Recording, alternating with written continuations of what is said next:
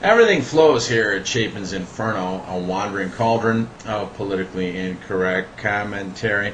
Last week we discussed the importance of two parents for child rearing, and we're going to build on that today with a discussion of Janice Shaw Krause's sterling article that appeared at the American Spectator entitled "Why Young Black Males Are Not Graduating High School Link."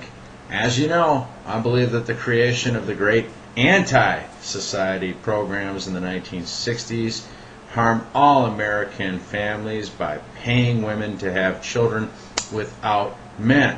This is especially true of the black community. Indeed, the message disseminated was, why marry a man when you can marry the government?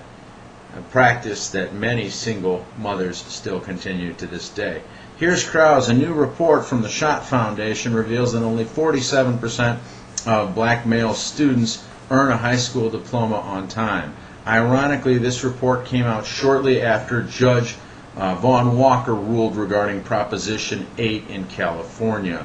If the statements on which Judge Walker based his ruling are facts, and she puts them in scare quotes there, how do we explain what is happening educationally to boys in the black community, wherein a large majority grow up without fathers? Another article identified certain facts that Judge Walker claims are now established by the evidence presented in the courtroom. Those facts will be deemed as truth far beyond the courtroom. Among those facts, the following three are especially relevant for young black boys' futures.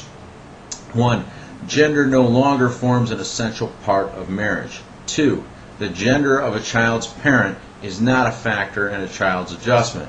3. Having both a male and female parent does not increase the likelihood of a child being well adjusted. Well, to me, all three of those are obvious lies, and Mrs. Krause agrees, saying those general false principles that Judge Walker supposedly established in favor of so-called same-sex marriage are equally faulty when applied to the more than 40% of today's children who are born to single mothers.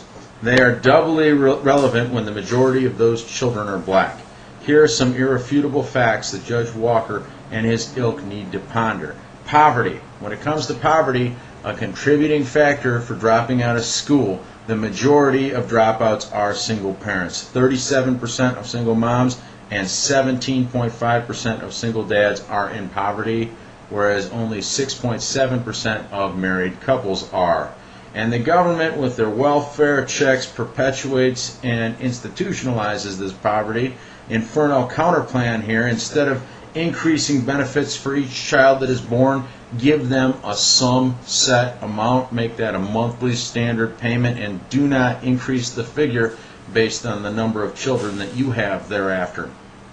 This is immediately going to improve the lives not only of the single mother, but of the children that she has, and also for the entire United States of America, as it discourages large families being born to those who cannot provide for those children. Think of how much social dysfunction we would clear up as a result of that. Back to the author. Even worse, now the poor children in single-parent households constitute almost 2/3 of all poor children. Our Institute analysis of census data shows that if the family structure of the population had been the same in 2007 as in 1972, the poverty rate for all families would be lower today. Instead of increasing from 11.8% in 1972 to 15% in 2007, it would have been 10.7% in 2007. Thus, poverty and fatherless families are inextricably linked. So are other certain negative consequences for children.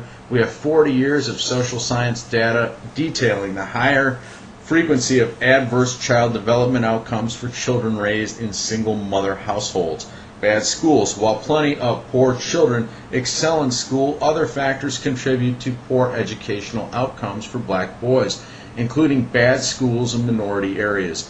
The District of Columbia spends more per pupil than almost any school district in the nation. Now, this figure I found shockingly high, $25,000 per kid. Now, she says that's the same amount as what that Sidwell Friends, where Obama's kids go to school, that's how much they charge, 25 grand.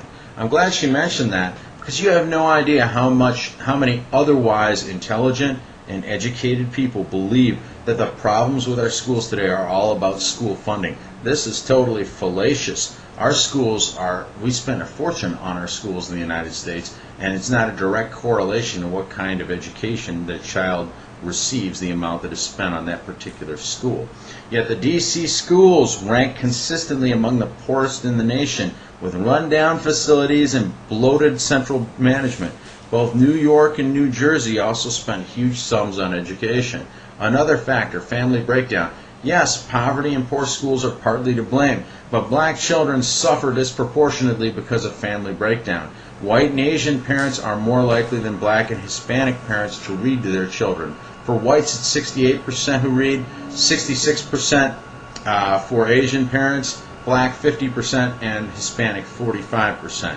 Again, it is no surprise that children are read to more often in two-parent families than in single-parent homes. At some point, we will have to come to grips with the fact that a very large percentage of our students fail because they lack a mother and a father who value, encourage, and reinforce their efforts to learn. Common sense tells us that there is no sure recipe for the child to lag behind in learning than having to contend with the strain and disruption of a broken, dysfunctional family, where the parent or parents are so focused on themselves that they have little emotional energy to spare for the child's needs. Before we can address our problems in public education, we have to address the problems of marriage and the family. Only then can we begin the massive overhaul of cultural values necessary to close the educational gaps in America. I agree with her 100%, and there are at least a few people out there, I'm glad to say, who have the courage to see what is in front of their nose, because we got too many drones, in my opinion. But I'll see you very soon here at Chapin's Inferno. Thanks for stopping by.